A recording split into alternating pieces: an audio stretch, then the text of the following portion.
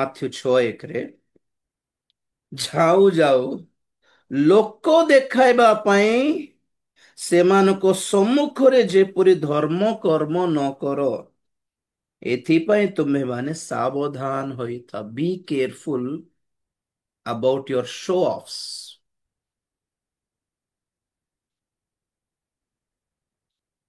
ଯଦି ଆମମାନଙ୍କର ଆତ୍ମିକ ଜୀବନର ଏହି ଆତ୍ମିକ ପଥର ଯାତ୍ରା ଭିତରେ ଆପଣମାନେ କି ମୁଁ ଯଦି ଆମମାନଙ୍କର ଭକ୍ତି ଆମମାନଙ୍କର ଧାର୍ମିକତା ଦେଖାଣି ପରି ଯଦି କରି ପକାଉଛୁ, ମାନେ ବାଟ ହରା ହେଇଗଲୁ, ସାଇଡ ଟ୍ରାକ୍ ହେଇଯାଉଛୁ ଧୀରେ ଧୀରେ ବୋଲି ଅର୍ଥ।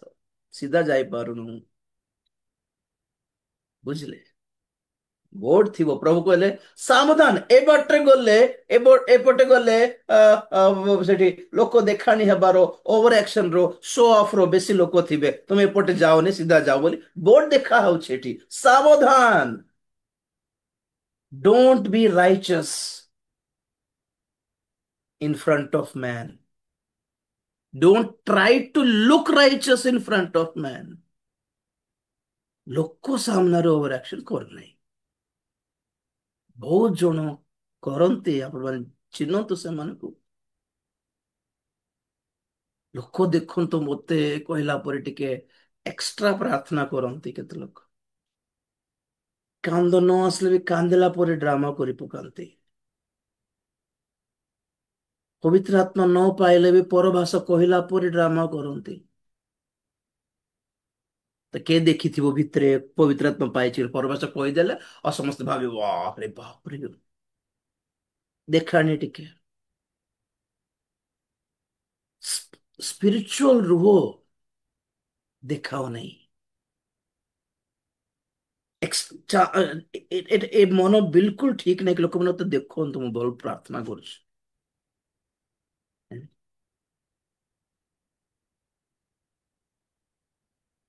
କେତେ ଜଣଙ୍କର ପ୍ରାର୍ଥନା ଜୀବନ ଏ ଶୋ ଅଫ୍, ଦେଖାଣି।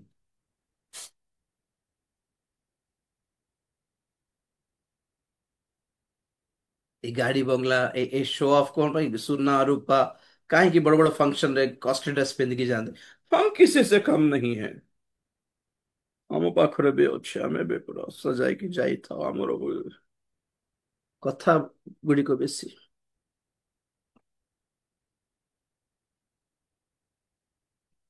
ଟିକେରେ ଘୁଞ୍ଚି ଯାଏ ଆଜ୍ଞା, ଆପଣ ଜାଣିନାହାନ୍ତି। ସତ ତଳେ ବି ଟିକେ ଦେଖିଲେ ଜଣା ପଡିବ। ଦାନ ଦାନ ବିଷୟରେ ବି 2 ପଦ 6:2। ଏଣୁ ଦାନ କରିବା ସମୟରେ କପଟିମାନଙ୍କ ପରି ନିଜ ସମ୍ମୁଖରେ ତୁରୀ ବଜାଅ ନାହିଁ। ସେମାନେ ଲୋକମାନଙ୍କ ଠାରୁ ଗୌରବ ପାଇବା ପାଇଁ ସମାଜ ଗୃହରେ ଓ ଦାଣ୍ଡରେ ସେ ପ୍ରକାର କରନ୍ତି। ମୁଁ ତୁମ୍ଭମାନଙ୍କୁ ସତ୍ୟ କହୁଅଛି, ସେମାନେ ଆପଣା ଆପଣା ପୁରସ୍କାର ପାଇଅଛନ୍ତି। ବାସ୍ ବାସ୍ ବାସ୍। ସେ 1 ପଦରେ ସ୍ୱର୍ଗସ୍ଥ ପିତାଙ୍କ ନିକଟରେ ତୁମ ମାନଙ୍କର ପୁରସ୍କାର ନାହିଁ। ଯେ ଦେଖାଣି କରଲା, ଶୋ ଅଫ୍ କରଲା, ସେ ପ୍ରାର୍ଥନାର ଉତ୍ତର ମିଳିବ ନାହିଁ। ସେ ସେତେବେଳେ ତ ଗୌରବ ପାଇଲା ପରେ ପ୍ରଶଂସା, ଲୋକମାନେ ପ୍ରଶଂସା, ଲୋକମାନଙ୍କ ଠାରୁ ପ୍ରଶଂସା ପାଇଲା ପରେ ପ୍ରଭୁଙ୍କ ଠାରୁ ସେ ଦାନର ଆଉ ଫଳ ମିଳିବ ନାହିଁ। ଗଲା, ସେ ବେକାର ଗଲା ଦାନ। ଆପଣ ଭାବୁଥିବେ ଲୋକଙ୍କର ପ୍ରଶଂସା ବି ପାଇବେ, ଲୋକମାନଙ୍କ ଠାରୁ ପ୍ରେଜ ବି ପାଇବେ, ଆଉ ପ୍ରଭୁଙ୍କର ଆଶୀର୍ବାଦ ବି ପାଇବେ ନାହିଁ।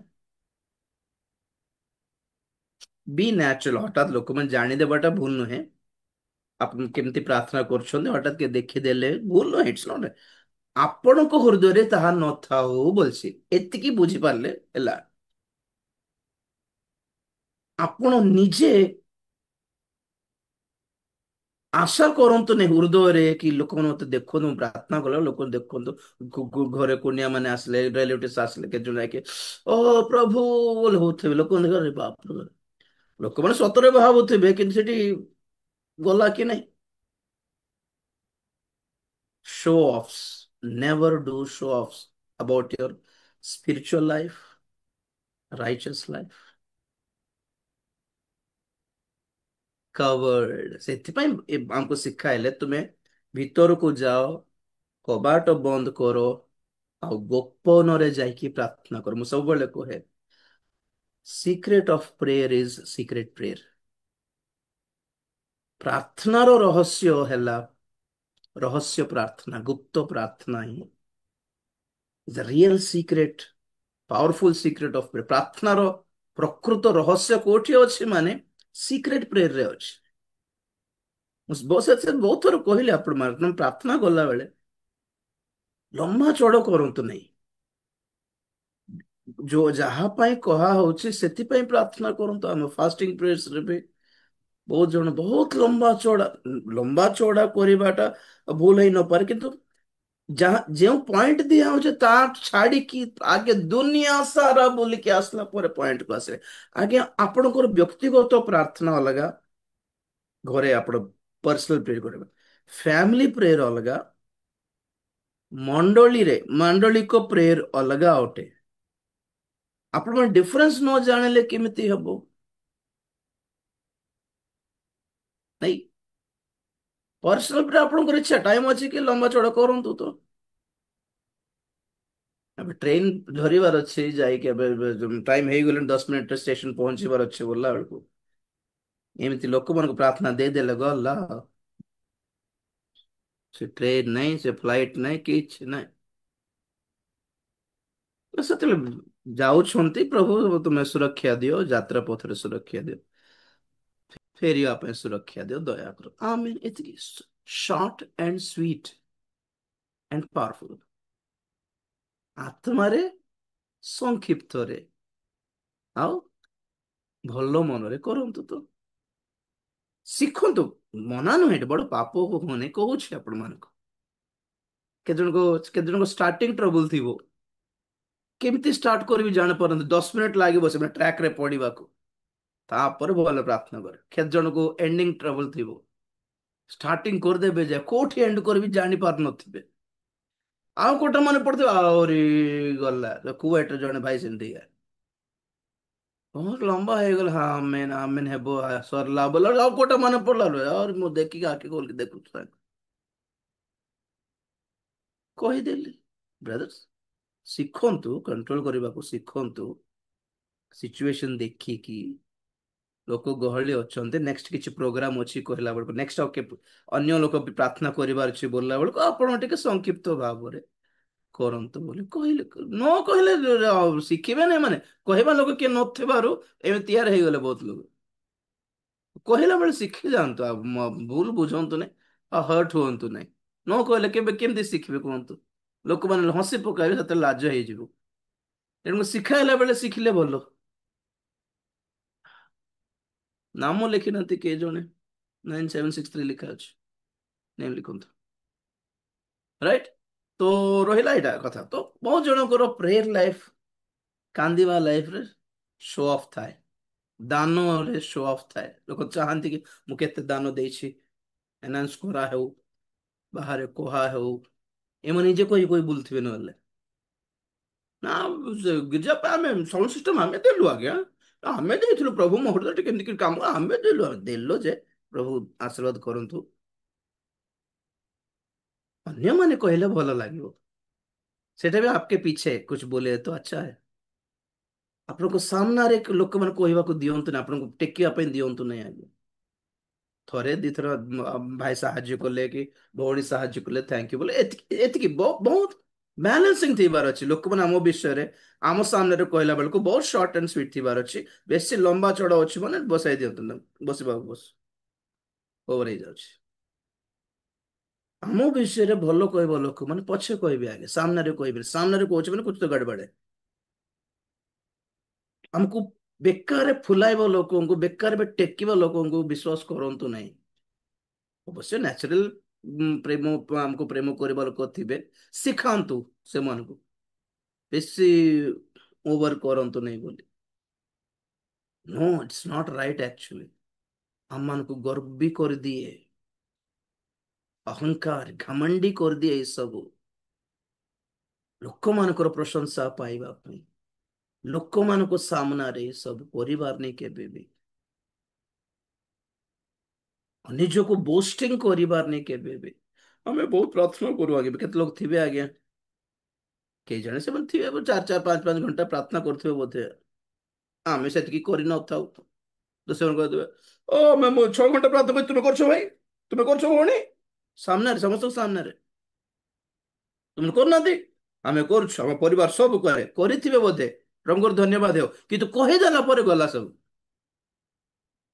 ସତରେ ସେତିକି ପ୍ରାର୍ଥନା କରୁଥିବେ ବୋଧେ, ଯାହା ହଉ, ଆମେ ପଛରେ ଯଦି ଶୁଣିବୁ ଆମକୁ ଲାଜ ଲାଗିବ, ବାପରେ ଆମକୁ ପୁଣି ଏତିକି ଘଣ୍ଟା ପ୍ରାର୍ଥନା କରୁଛନ୍ତି, ଆମେ ବି କରିଲେ ଭଲ ହେଇଥାନ୍ତା, ପ୍ରଭୁ କି ଅନୁଗ୍ରହ କର ପ୍ରଭୁ ମତେ ଆମେ ନିଜେ ବ୍ୟସ୍ତ ହେଲେ ସେଟା ଅଲଗା, ସେମାନେ ନିଜେ ଯଦି କହି ପକଉଛନ୍ତି ନିଜର ପାଇଁ, ମୁଁ ଏତିକି ଦିନ ଫାଷ୍ଟିଂ କରିଥିଲି ଜାଣିଛ, ତୁମେ ତୁମେ କରିପାରୁଛ କି? ମୁଁ ବାଇବେଲ 4 ଥର ପଢିଲାଣି, ତୁମେ କେତେ ଥର ପଢିଲ ଭାଇ? ଭାଇ क्यों? Don't do this.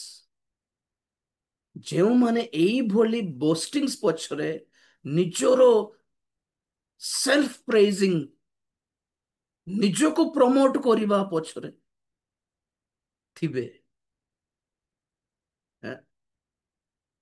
10 ବର୍ଷ ତଳେ ଜଣେ ଭାଇ କୁଏଟରୁ ଫୋନ କରିଲେ, ମତେ 10 ବର୍ଷ ତଳର କଥା କହୁଛି।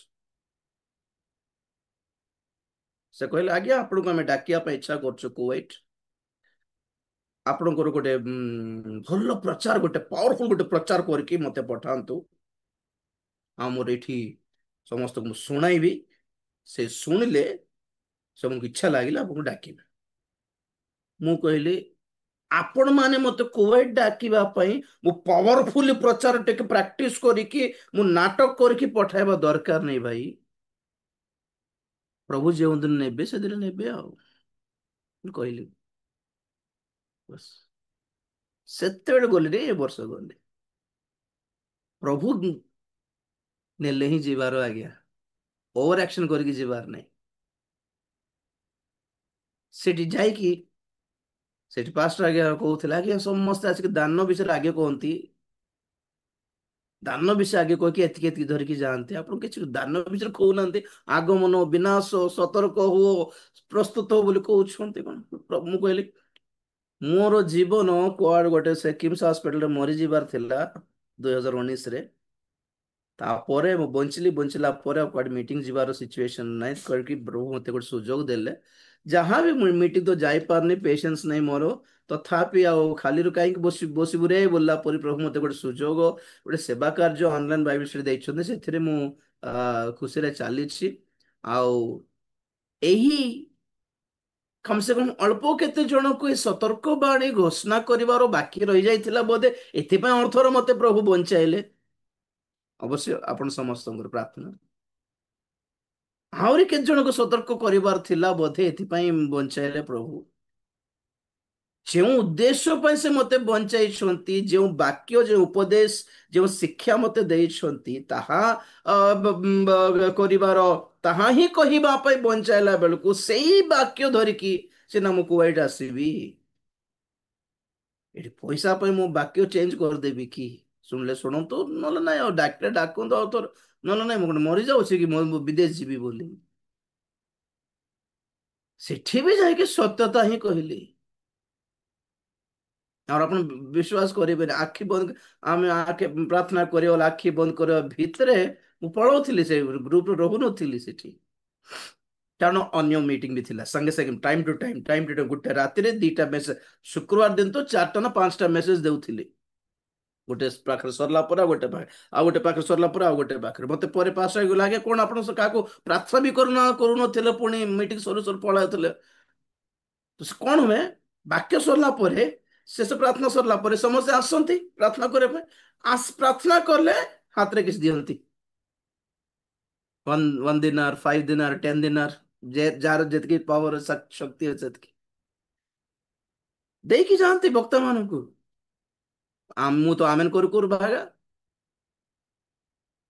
କହୁଥିଲି, ସମସ୍ତେ ରହିକି ସମସ୍ତଙ୍କୁ ପ୍ରାର୍ଥନା କରିକି କିଛି ରାତ୍ରରେ ଧରିକି ଯାଆନ୍ତି, ଆପଣ କାହିଁକି ରହିଲେନି?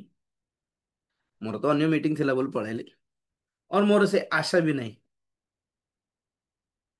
ସତ୍ୟତା କହିବା ପାଇଁ ଏକା ଆଜ୍ଞା,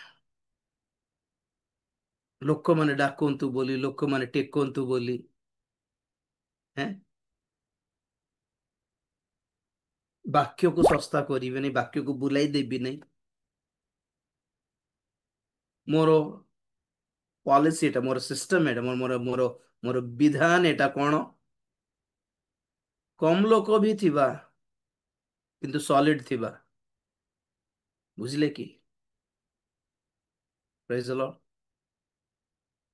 କମ ଦାନ ବି ମିଳୁ, କିଛି ଚିନ୍ତା ନାହିଁ, କିନ୍ତୁ ସତ୍ୟ କହିଲା ପରେ ହିଁ ମିଳୁ। ସତ୍ୟ ତ ସତ୍ୟ କହିଲାରୁ ହିଁ ମିଳୁ। ମିଛ କହିକି ଟେକିକି ଲୋକମାନଙ୍କୁ ବେକାରରେ ମଖନ ଲଗାଇକି ଟିକେ ସମୟ ଟେକି, ପ୍ରଭୁ ତୁମକୁ ଆଶୀର୍ବାଦ କରିବା ପାଇଁ ଯାଉଛନ୍ତି ଭଉଣୀ, ତୁମକୁ ଆମେରିକା ନେବା ପାଇଁ ଯାଉଛନ୍ତି ଭାଇ ବୋଲି ଏମିତି ଲୋକଙ୍କୁ ଟେକିକି ଭଉଣୀ କହିକି କହିଲେ ତ ବହୁତ ପଇସା ମିଳିବ ଆଜ୍ଞା। ମୁଁ ସେଇଟା ହିଁ ପ୍ରାର୍ଥନା କରେ, ମୁଁ ଡାଲି ଭାତ ଖାଇଲେ ବି ପ୍ରଭୁ ସତ୍ୟତା ଦ୍ଵାରା ଆଣିଥିବାଟା ହିଁ ଖାଇବି। ଆଚାରରେ ବି ଖାଇବି କିନ୍ତୁ ସତ୍ୟତାରେ ହିଁ ଖାଇବି। Eat from the truth brother sister.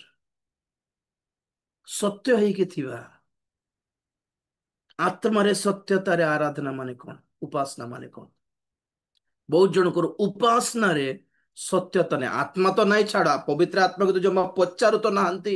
କେତେ ଜଣ ଟ୍ୟୁନିଂ ଭଲ ଥିବ ବୋଲି, ମ୍ୟୁଜିକ ଟିକେ ଭଲ ଥିବ ବୋଲି ବଡ ବଡ ଷ୍ଟେଜ ମାନଙ୍କରେ କଣ୍ଠ, କେତେ ଜଣ କଣ୍ଠ ଭଲ ଥାଏ। ଏବେ ବାଲସୁବ୍ରମଣ୍ୟ ମରିଗଲେ, ବାଲସୁବ୍ରମଣ୍ୟ କେତେ ଗୁଡାଏ ଗୀତ ଗାଇଛନ୍ତି ଖ୍ରୀଷ୍ଟିଆନ ଗୀତ। ମୁଁ ଆଗରେ ବହୁତ ଭଲ ଶୁଣୁଥିଲି। ବାଲସୁବ୍ରମଣ୍ୟମ ର ଗୀତ ଶୁଣିବାକୁ ଭଲ ଲାଗେ କିନ୍ତୁ ତାର ଗୀତ ଶୁଣୁ ଶୁଣୁ ପବିତ୍ର ଆତ୍ମା କେ ପାଇଲ କି? ନାଇଁ ତ। କୁମାର ସାନୁ ଗାଇଥିବ, କିଏ କିଏ ଗାଇଥିବେ ଖ୍ରୀଷ୍ଟିଆନ ଗୀତ ମାନେ, ଭଏସ ଭଲ, ଟ୍ୟୁନିଂ ଭଲ, ୱାର୍ଡିଂସ ଭଲ, କେତେଟା ଗୀତ ଶୁଣିବାକୁ ଭଲ ଲାଗେ, ମେଲୋଡିୟସ ଲାଗେ, କିନ୍ତୁ କେତେଟା ଗୀତ ଆତ୍ମାକୁ ଟଚ करे ବ୍ରଦର, ଦ୍ୟାଟ ସ୍ପିରିଟ ଫିଲ୍ଡ। ତ ବହୁତ ଲୋକମାନେ ବର୍ସିପ କରି ଜାଣନ୍ତି କିନ୍ତୁ ଆତ୍ମାରେ କରି ଜାଣନ୍ତି ନାହିଁ। ଆତ୍ମାରେ ସତ୍ୟତା, ସୋ ହ୍ୱାଟ ଇଜ ସତ୍ୟତା? You should mean what you say. ସତ୍ୟତା means that. ହଁ? ପ୍ରଭୁ ମୁଁ ନିଜକୁ ନମ୍ର କରୁଛି। ପ୍ରଭୁ ଦେଖିଥିବେ, ଆର୍ ୟୁ ସିଓର? ସତରେ ନମ୍ର କରୁଛ କି ନିଜକୁ? ଏ ସିଓର ଥିବା ଦରକାର। ପ୍ରଭୁ ମୁଁ ତୁମ ସମ୍ମୁଖରେ କିଛି ନାହିଁ ପ୍ରଭୁ। ଖାଲି ଲୋକମାନେ ଶୁଣିକି ଆମକୁ ଟେକନ୍ତୁ ବୋଲି ଏଇ କଥା କହିଲ ନା, ସତରେ ନିଜକୁ ନମ୍ର କରୁଛୁ? ପ୍ରଭୁ ଦେଖୁଥିବେ ଆଜ୍ଞା, ସେ ଖୋଜନ୍ତି ପୁଣି ଆତ୍ମାର ସତ୍ୟତାରେ କିଏ ଉପାସନା କରୁଛନ୍ତି, ପ୍ରଭୁ ସେମାନଙ୍କୁ ଖୋଜୁଥିବେ ପୁଣି। ପ୍ରଭୁ ଦେଖୁ, ଆର୍ ୟୁ ସିଓର? ତୁମେ ମୋର ସର୍ବସ୍ୱ ପ୍ରଭୁ, ତୁମେ ମୋ ସବୁ କିଛି। ପ୍ରଭୁ ସତରେ କି? Are you sure? ମୁଁ ଯଦି ତୋର ସବୁ କିଛି, ତ ସବୁ ଛାଡିକି ଆସିପାରିବ କି ମୋ ସହିତ? Are you sure? ବହୁତ ଲୋକ ଗୀତର ବୋଲ ବାଲ ଭଲ ଅଛି ବୋଲି ଗାଇ ପକାନ୍ତି, but they don't feel that. ଗୀତ ଗାଇଦେବାଟା ବଡ କଥା ନାହିଁ, ସେମିତି ପଦ ଗୁଡିକ ପ୍ରାର୍ଥନାରେ ଭଲ ଉଚ୍ଚାରଣ କରିଦେବା ଗୋଟେ ବଡ କଥା ନାହିଁ ଆଜ୍ଞା। ସବୁ ଦେଖାଣି, ଲୋକ ଦେଖାଇବା ପାଇଁ, ଶୋ ଅଫ୍ ବୋଲି କହନ୍ତି ଏଟାକୁ, ଶୋ ଅଫ୍। କେତେ ଜଣ ସବୁ ପିନ୍ଧିକି ଶୋ ଅଫ୍ କରନ୍ତି, କେତେ ଜଣ ନ ପିନ୍ଧିକି ବି ଶୋ ଅଫ୍ ଦେଖାନ୍ତି। ଜାଣିଛନ୍ତି, ମୁଁ ତ କେତେ କିଛି ପିନ୍ଧେ ନାହିଁ, କିଛି ବି ନ ପିନ୍ଧିବା ଗୋଟେ ବହୁତ ଭଲ।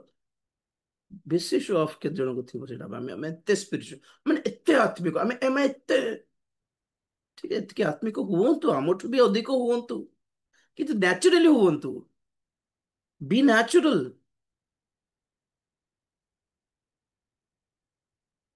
ତ ଫାର୍ଷ୍ଟ ଥିଙ୍ଗ, ଏଇ ଆତ୍ମିକ ବାଟରେ, ପଥରେ, ଯାତ୍ରାରେ ସାବଧାନ, ଲୋକ ଦେଖାଇବା ପାଇଁ ଧାର୍ମିକ ହୁଅ ନାହିଁ। ଯଦି ହେବ ତ ପରମେଶ୍ୱରଙ୍କ ଠାରୁ ତୁମର ଫଳ କିଛି ନାହିଁ, ପୁରସ୍କାର କିଛି ମିଳିବ ନାହିଁ। ଏତେ ଧାର୍ମିକ ହେଇକି ବି କିଛି ମିଳିବନି, ଏତେ ପ୍ରାର୍ଥନା କରିକି ବି କିଛି ମିଳିବନି, ଏତେ ଦାନ ଦେଇକି କିଛି ମିଳିବନି, ଏତେ ଗାଇକି ବି କିଛି ମିଳିବନି ଆଜ୍ଞା।